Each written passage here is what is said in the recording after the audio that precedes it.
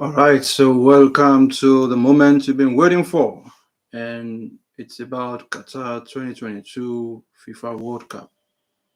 The tournament is going to run for a whole month, and of course, as we all know, Qatar is in Asia. 32 countries are fighting for this title, are going for the title. They want to replace France, who are the defending champions, and let's see what happens after the next 4 weeks, whether France will be able to retain that title or otherwise.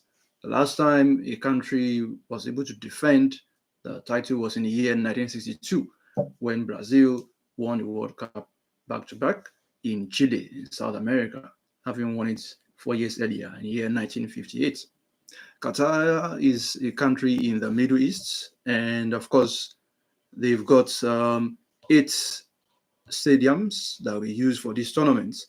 All of them but one have got just 40,000 capacity.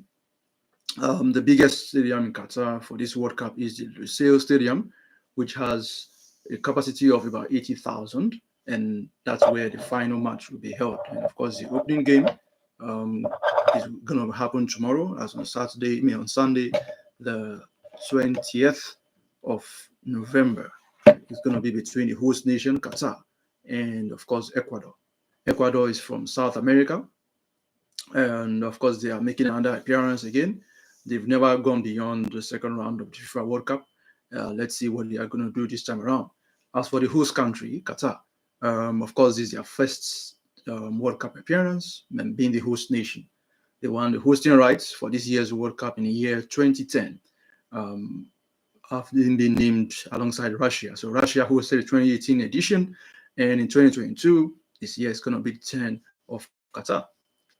So as I said earlier, there are 8 stadiums, very beautiful. You need to have a look at those stadiums. You're going to marvel.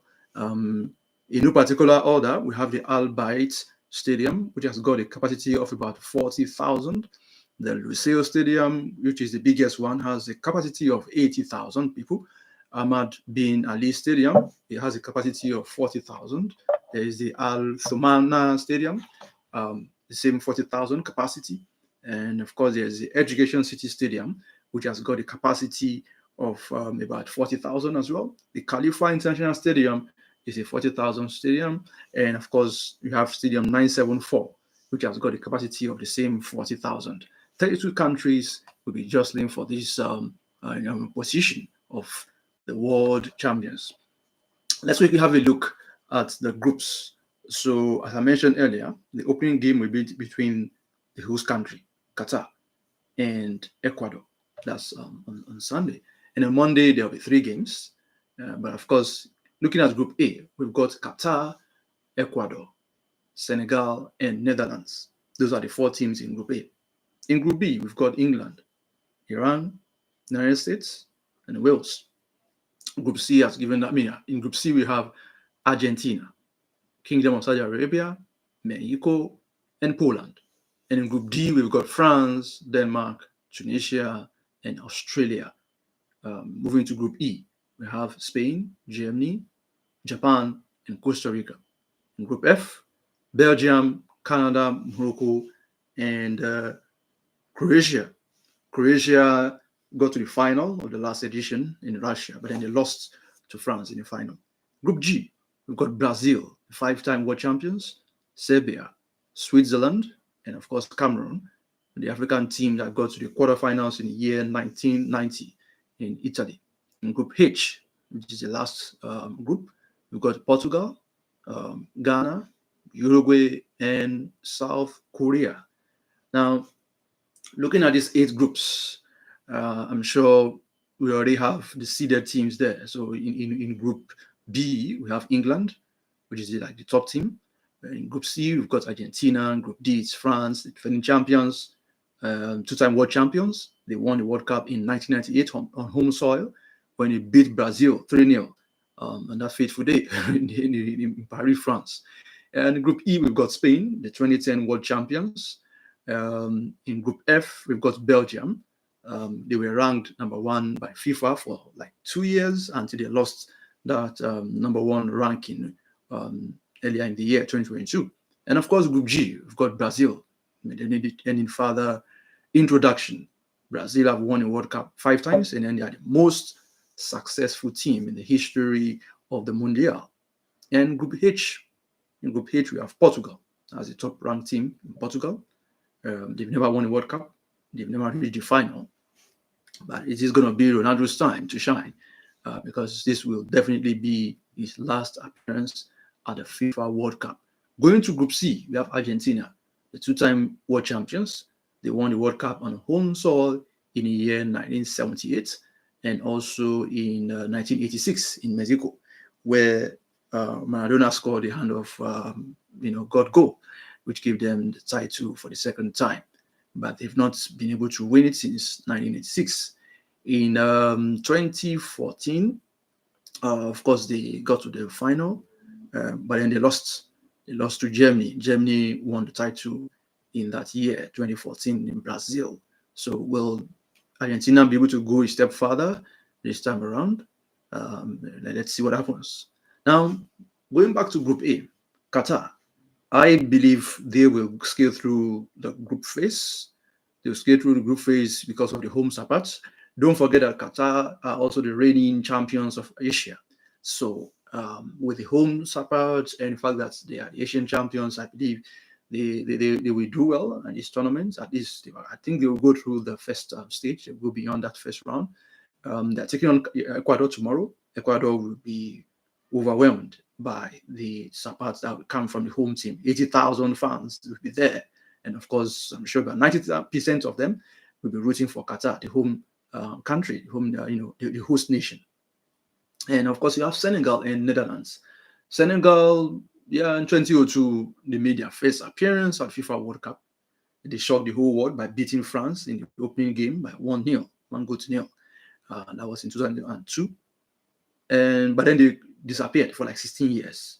They didn't qualify for the World Cup until 2018 when they qualified for the Russian 2018 World Cup. They played 3 games. They won a game, they drew 1 and lost 1. So they had 4 points. They were tied on points with another team. But then they lost out based on disciplinary records, yellow cards. So they had more yellow cards than the other team that also finished on 4 points. And of course, they crashed out. Sadio Mane, unfortunately, won't be at this year's edition due to injury. So he's going to miss the tournament in Qatar. It's going to be a big miss. But then if you ask me, I don't think the presence of Mane will have actually made any huge impact per se in terms of their prospects at this tournament. This is not African Cup of Nations. So I don't see Senegal doing anything special. Perhaps they might scale through the first round, but in all honesty, I don't think they will go through this in the first round. Why am I saying this? If you look at the AFCON tournament they played earlier in the year, even though they won it, they were not really convincing as such. They are a team, they've got a compact team. They defend very well, but they don't really score a lot of goals. So on several occasions, you see them winning 1-0 or going into penalties before overcoming their opponents. So based on the fact that their attacking prowess isn't really there, going forward for them, I don't really see Senegal scoring 3-4 goals per game or something like that. So I don't really see them qualifying from this particular group. So I'm tipping Qatar, the host nation, and of course Netherlands. Netherlands are always been tagged. They have this tag of the underachievers of Europe. They won the Euros in 1988, but ever since that year, they've not won any other major tournament, even though they've produced several stars over the years. Clarence Seedorf, Patrick Kluivert, Dennis Bergkamp, Van der Vaart, Robin van Persie, and so many other great players over the years, but they've not been able to win any other title since 1988. But in 2010, they got so close. They got to the final of the World Cup in South Africa, but they lost to Spain in that final, and they missed out of the last edition of the World Cup in Russia. This time around, they are back. I think they are one of the teams to look out for as far as this Mundial is concerned. They've got Van Dijk, who is one of the top stars in their team. He's going to be sitting right there in defense. They've got Memphis Depay or Barcelona. They've got some guys from, of course, Ajax Amsterdam, which is like the number one team in Netherlands, and a couple of guys from Barcelona and some other country, other clubs. So I see Netherlands skating through Group A of this tournament. Ecuador, I'm not giving them a chance at all. I don't see Ecuador beating Netherlands or even Senegal. You might just get the points, maybe from a game against Senegal, and then that's where it will be it. So Group A for me, I'm going for Qatar and Netherlands.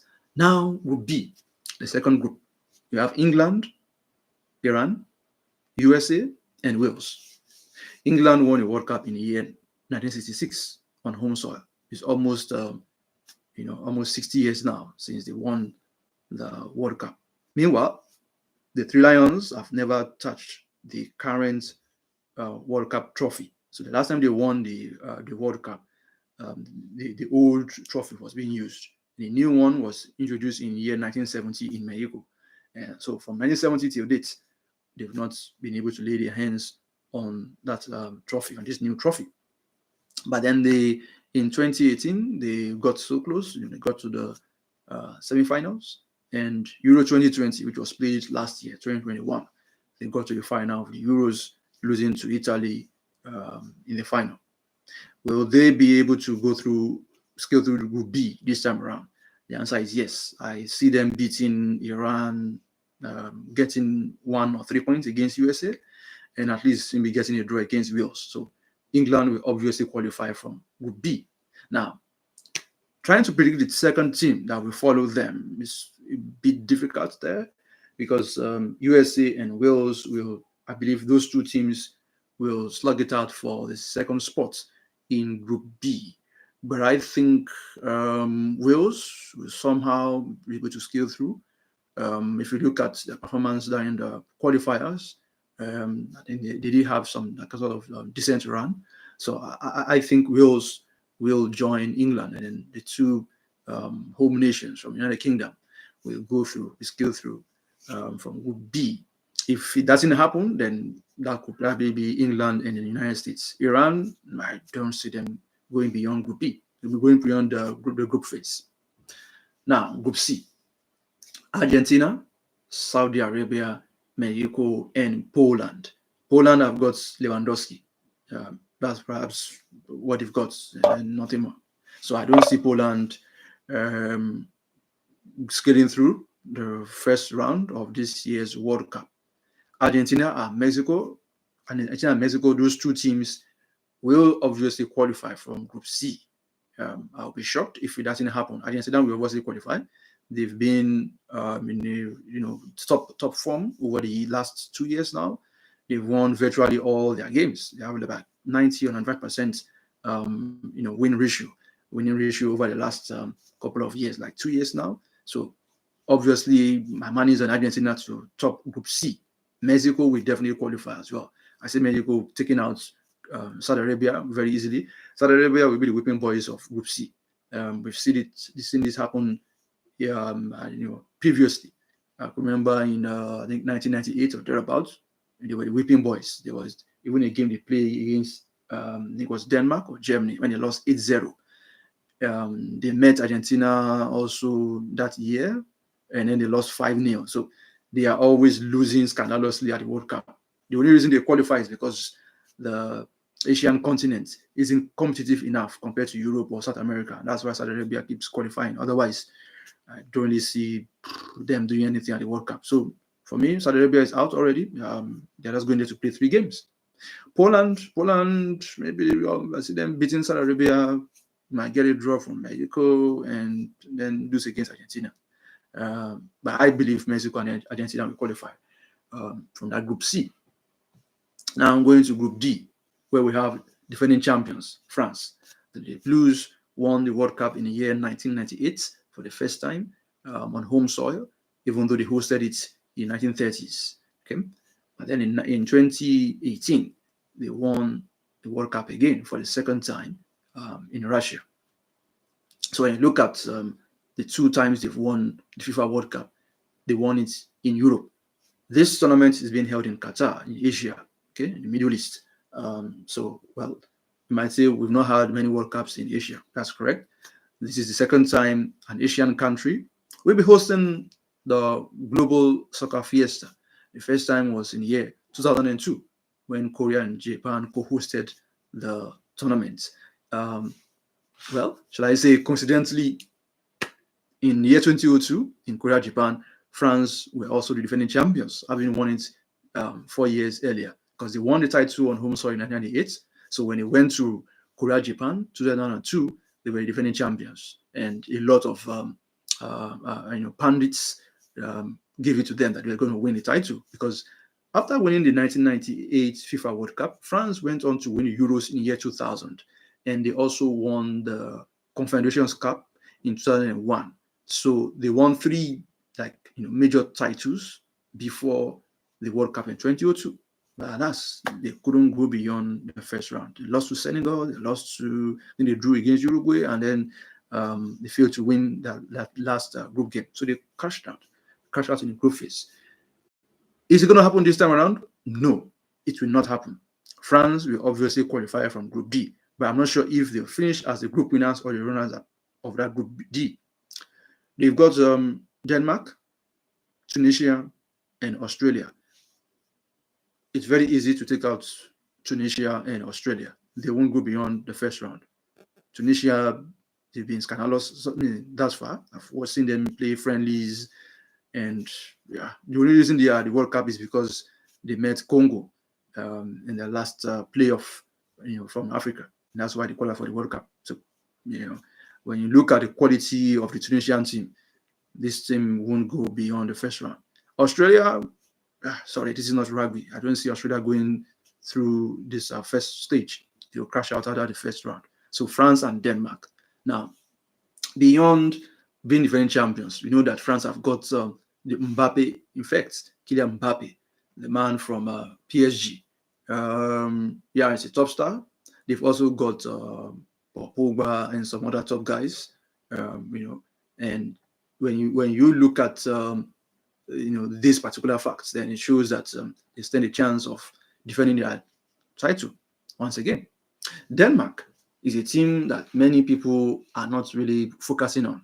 Denmark, it's gonna be, I see them as one of the outsiders, okay, as far as this tournament is concerned. Denmark have a very compact team. If you look at the Euros, if you watch the Euros again, try and go through the results and then the highlights, you will see that this Danish side have got a compact squad. They don't really have top stars like France or like Argentina or England or Netherlands. But then you've got a team that is so difficult to beat. So if you are not careful, and because there's no star that you can really focus on, anyone can surprise you. So watch out for Denmark at this tournament. They will really go far. I see them getting to at least the quarterfinal or even the semi-final of the World Cup. And if we are good enough to make the last 4 or the last 8 of FIFA World Cup, then anything can happen from there. Okay, so let's go to Group E. Group E is where we've got the former champions, of course, Spain.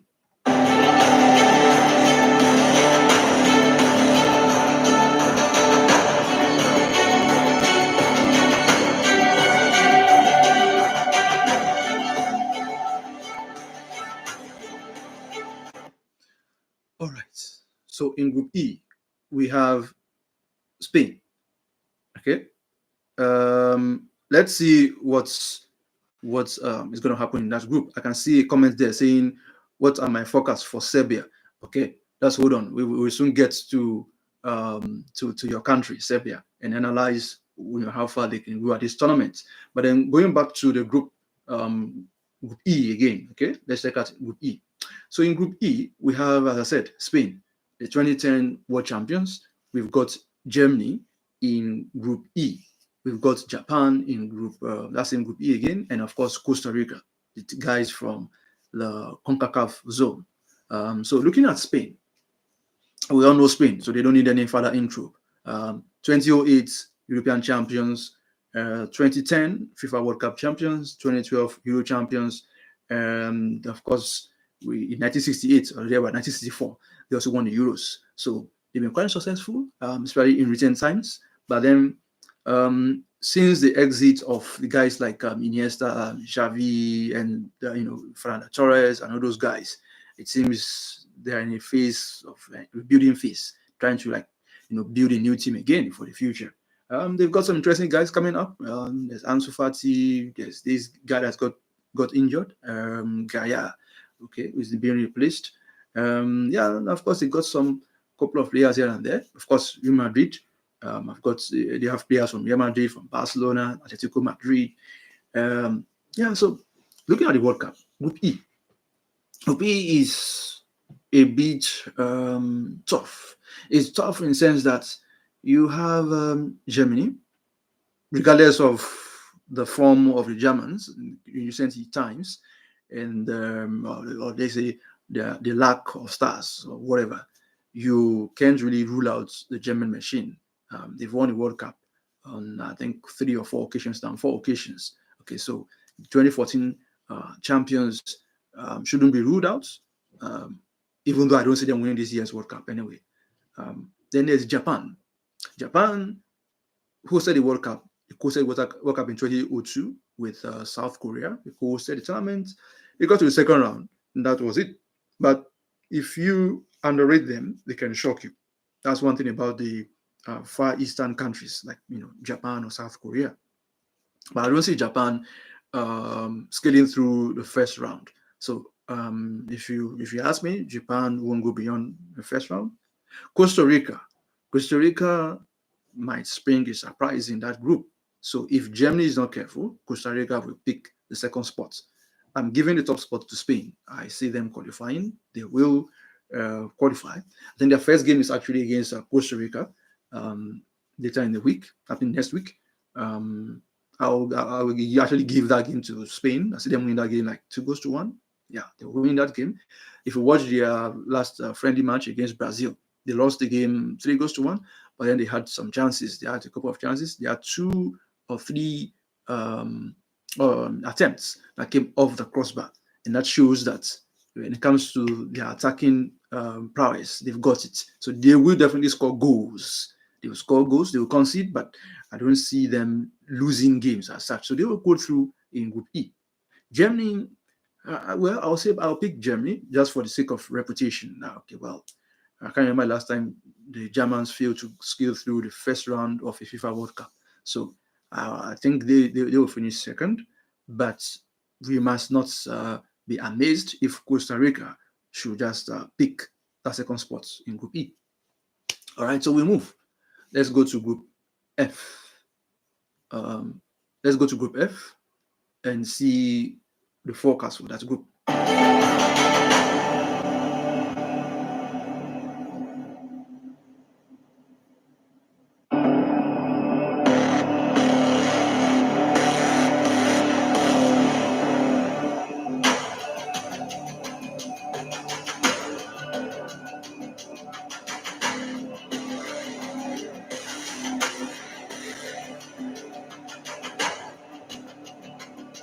So Group F, we have Belgium. We've got Canada, Morocco, and also Croatia. So Belgium, as I said in the intro, they were ranked number 1 in the world for about 2 years by FIFA. But after a while, they started, dwindling, started losing games, and at the moment, they're not in a good shape at all. Okay? But then, as far as this tournament is concerned, I don't see them as one of the favorites. Belgium will not win the World Cup in 2022. I'm very sure of that. They are not going to win the World Cup. I don't even see them going to get into the semi-finals. If they get to the semi-final, then they should celebrate. I think the best they could get as far as this tournament is concerned is the quarterfinal spots. Nothing more than that. Okay, now so Group F. Belgium, Canada. Canada, I think this is like their first time of coming to the World Cup. for the first time in like maybe 50 or 60 years or thereabout. So they're not used to playing, international tournaments like this. There's Morocco, non-African team, and there's Croatia.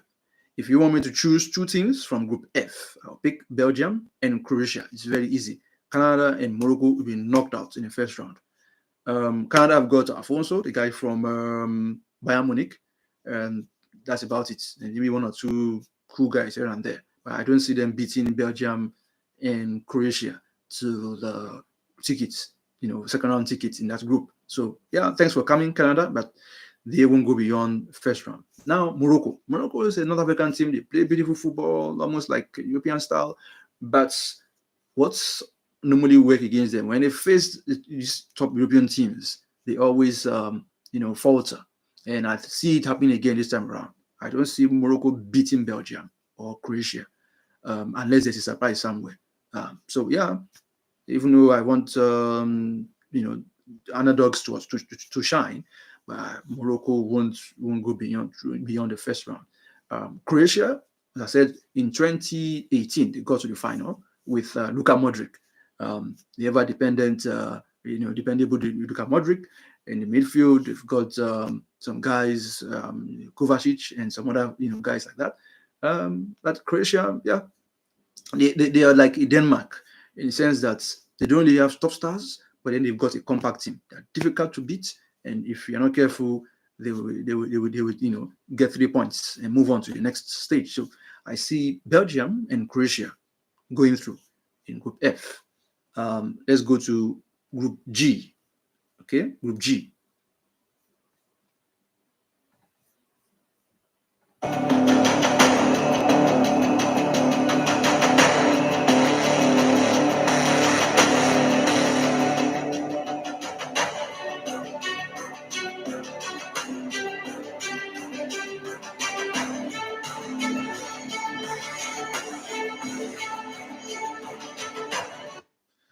Okay, so Group G is all about Qatar 2022 World Cup. Now, in Group G, we have 5-time world champions, Brazil. That's an intimidating record. We've got Serbia, we've got Switzerland, and we have Cameroon. So, looking at Brazil, of course, they don't need any further intro. Brazil have got all the stars you can think of. So, up front, you've got Neymar. That's perhaps the biggest star in Brazil right now. They've got Gabriel Jesus from Arsenal. They have Richarlison, who is now a Tottenham Hotspur player. From the goalkeeping line, you have two world-class goalkeepers representing Brazil. Alisson Becker of Liverpool as number one goalkeeper. And of course, you have Ederson, who is a Man City goalkeeper, being second choice. So the goalkeeping department is sorted as far as Brazil is concerned. And looking at the defenders, yeah, they've got a couple of defenders as well. For me, the only concern I have regards to Brazil is the midfield. I look at the team lists for Brazil, and the midfield doesn't look really too convincing. I don't see the Brazilian midfield dominating games.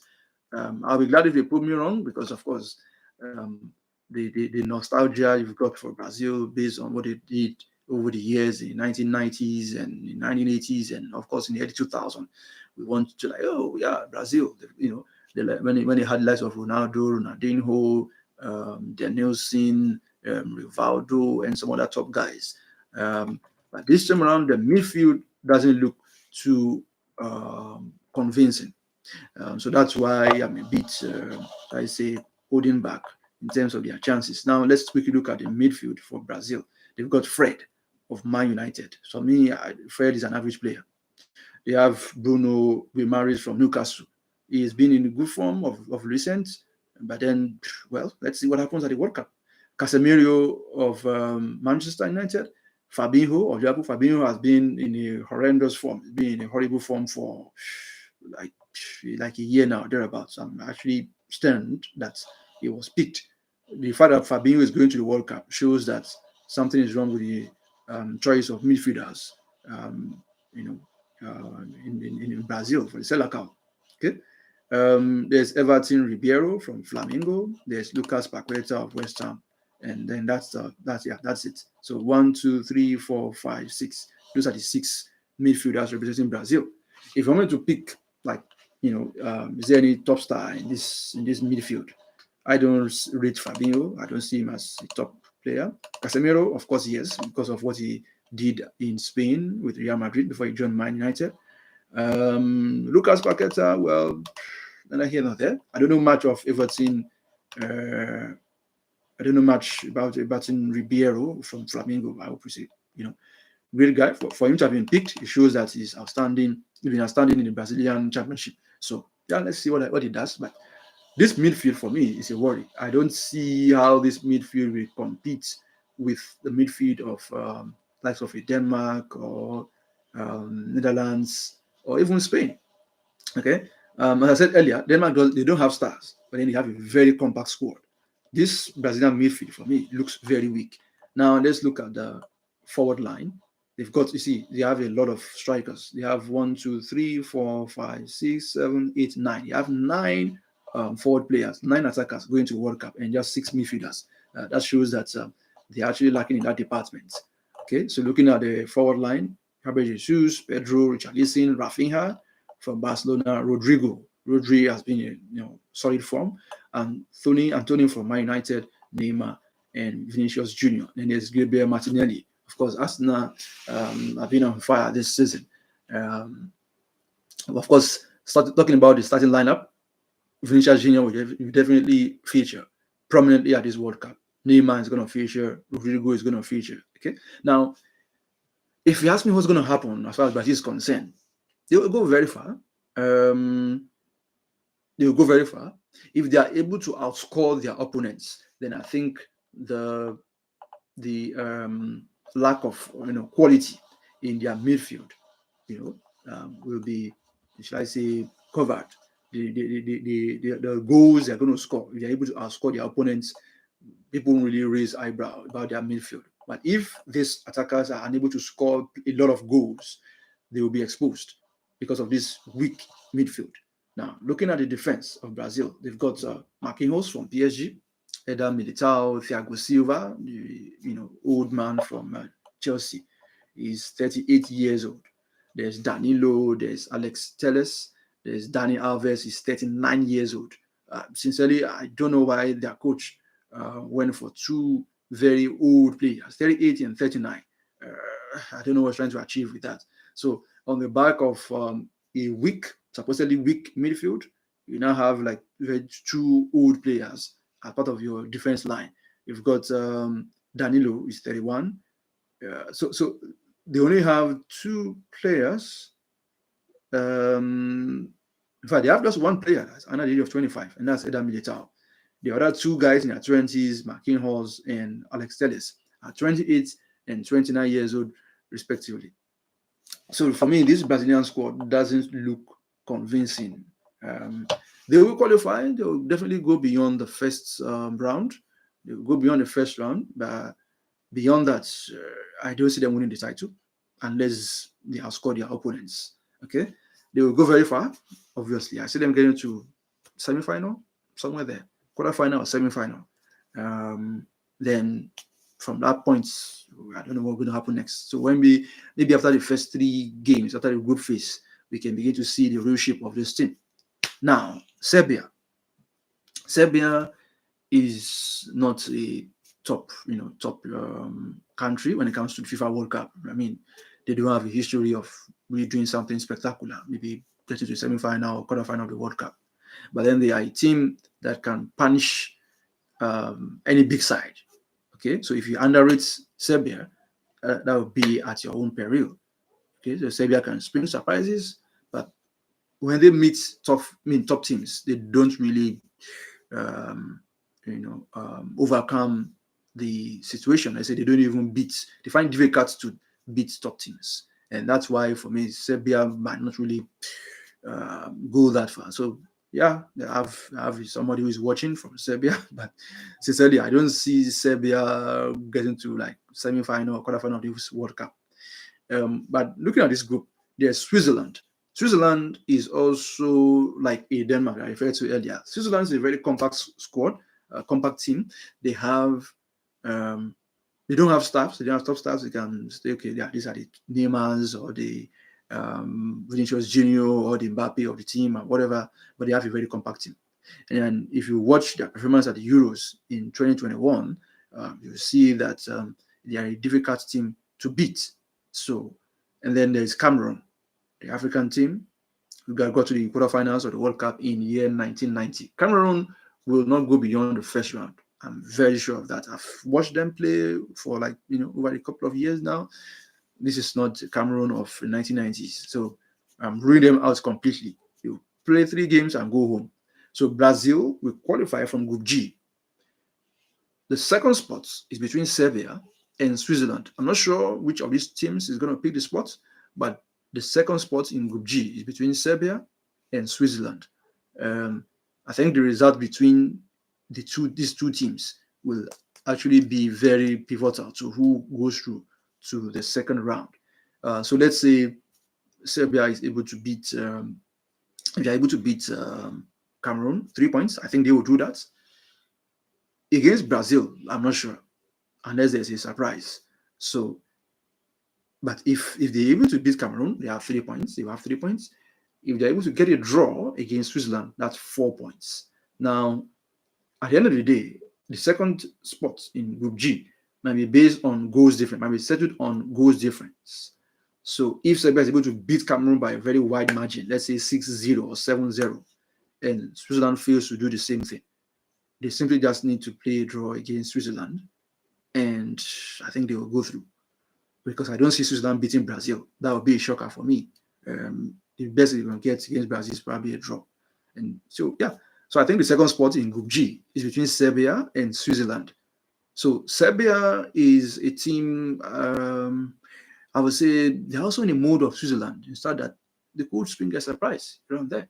If they go through Group G, then they will get to the quarterfinal. I'm sure of that. If they can go through this Group G, if they can go through a group that's got qualify from the group that has got Brazil, Switzerland, and Cameroon. Cameroon is not a top team, so if you can overcome Brazil and Switzerland and get to the second round, I think they'll be able to squeeze through somehow and get to the quarterfinals.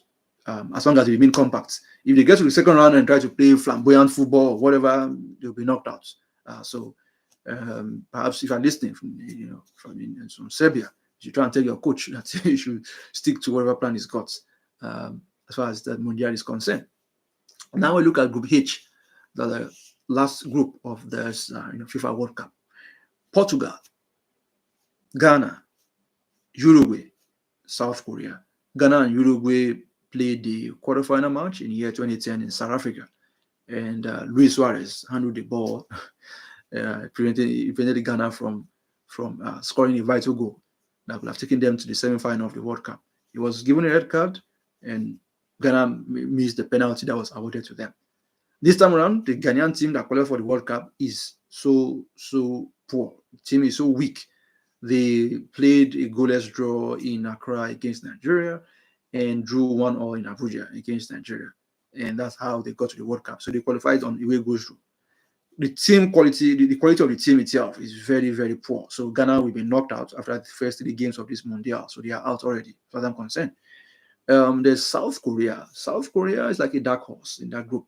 So if Portugal or Uruguay is not careful, South Korea could just surprise them and pick the second spot. But Portugal, as far as I'm concerned, Portugal will qualify from that group. Uruguay will qualify. They've got Luis Suarez. They've got Darwin Nunez. They've got Edinson Cavani. Cavani is a very old man, but he's still scoring goals here and there. And Luis Suarez is still a potent striker. And so Uruguay and Portugal will scale through Group H. And so there you have it. South Korea and Ghana will be out.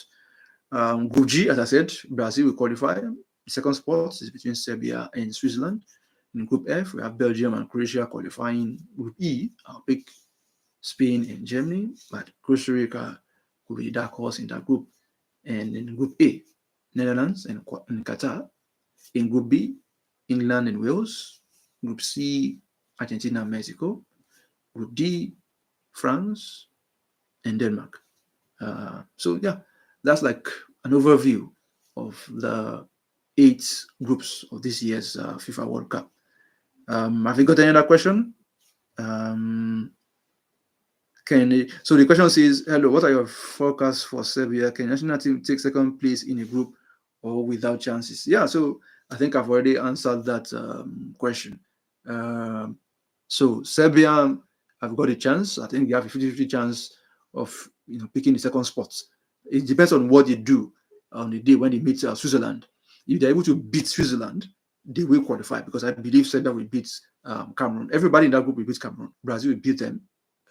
Switzerland will beat them, and of course Serbia will do the same thing. So Cameroon is a 3-pointer for everyone in that group. So you don't need to look for where else can you get the points. So if Serbia is able to beat Switzerland, automatically you qualify, because that will going to give them 6 points. Okay. Okay. So let's look at the schedule for the groups. The group games, the first set of games. So we have Ecuador taking on Qatar in the opening game. Then that's the first game of the tournament. Okay, so I'm trying to see the fixtures now. All right, cool. Then on Monday, 21st of November, England, Iran, Senegal, Netherlands, US, and Wales. Those are the 3 games that will be coming up on Tuesday.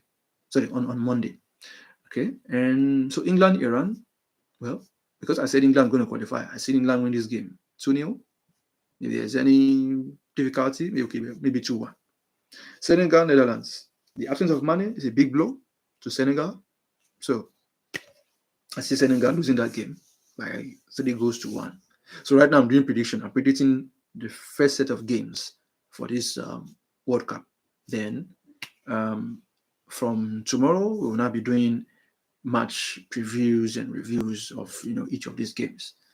All right. So in Group B, USA and Wales. That's a tough one. It's gonna be the last game of Monday, and I see this game ended in a draw, more like a 2-2 draw to US and Wales. Okay. Group C, Argentina, Saudi Arabia, 5-0. That's my prediction. Denmark, Tunisia, 4-0. Okay, 4-0 to Denmark. Mexico, Poland. Mexico will beat Poland by 2-1. France, Australia. I think Australia frustrated France last time they met. That was in 2018. They try to do the same thing, but at the end of the day, France will scale through. So I see France win this game 3-1. And then on November 23rd, we're going to have Morocco and Croatia. Morocco will lose this game. You're going to lose that game by 3-1. Germany and Japan. I see Germany winning this game 2-1. Spain, Costa Rica. I'll give it to Spain. They're winning this game 3-1. Costa Rica will play very well. They'll try, but they're going to lose that game. And in Group F, it's Belgium and Canada. Belgium will beat Canada 4-0. Switzerland and Cameroon, that's the first game. Okay, so Switzerland and Cameroon, this is going to be like, so I say the first battery of an African, or second battery of an African team. So Switzerland will beat Cameroon by 3-0. That's what I think. That's what I feel. In Group H, Uruguay and South Korea. If Uruguay bring their A game and they're able to put in their best in that match, of course, I see them taking out South Korea easily, 3-1. Portugal and Ghana. No matter what Ghana try on that day, they will lose the match. So Portugal will win this game. I would say 2-0. Being the first game, so some players might find it difficult getting used to one another and all of that. So that's why I'm even saying 2-0. Ordinarily, I would have said maybe 6-0 or 5-0, but let me be modest here. So I see Portugal winning that game 2-0. Brazil and Serbia in Group G. On paper, everybody will say Brazil will just beat Serbia, maybe 1-0 or 2-1, and then that's it. But because of that weak Brazilian midfield, I think Serbia might want to focus on that midfield. So if Serbia is going to go through to Group G, this could be one of those deciding, games. It's one of the deciders for them. Against Brazil, in the first game. Okay, it's still the first game, so nobody will have 3 points or whatever before this match. There's nothing like a group leader. So if Serbia can just forget about the status of Brazil being the 5-time world champions, I think it should be able to spring a surprise, maybe get a draw. A draw is possible, but yeah, it's possible if the Serbian team is able to focus on that midfield, take control of the midfield, dominate the game. If they can dominate that midfield, maybe go for a 3-5-2 or a 3-6-1. Just take care of that midfield. Cut the supply that will go to Vinicius Junior and then Neymar. If they're able to do that, we could get a draw from that match. So I actually think this game is going to be very interesting. Brazil-Serbia is going to be very interesting. Well, my mind is still on Brazil. I see Brazil is maybe winning by we go to nil. But if the game ends in a draw, I won't be shocked. So that's my prediction. Group B. Okay, yeah. So this is now for the second set of games. So I won't go beyond the first set of games just yet. So yeah, so that's my prediction for the first set of games at this year's FIFA World Cup going on. That starts in Qatar tomorrow. And I wish you a happy tournament. Okay, I'll be back again tomorrow. You preview the game Qatar versus Ecuador, and hopefully a review could happen on Monday, when at least one or two other games will have been played before Monday evening. Yeah, stay tuned to Info Funnel. On this channel, we'll be giving you information on sports, on technology, and geography, places all over the world. We talk about different countries, different physical features, and yeah, it's gonna be fun. So thanks so much for watching this video. Feel free to share it with your friends and people who love football. Thanks so much. Goodbye.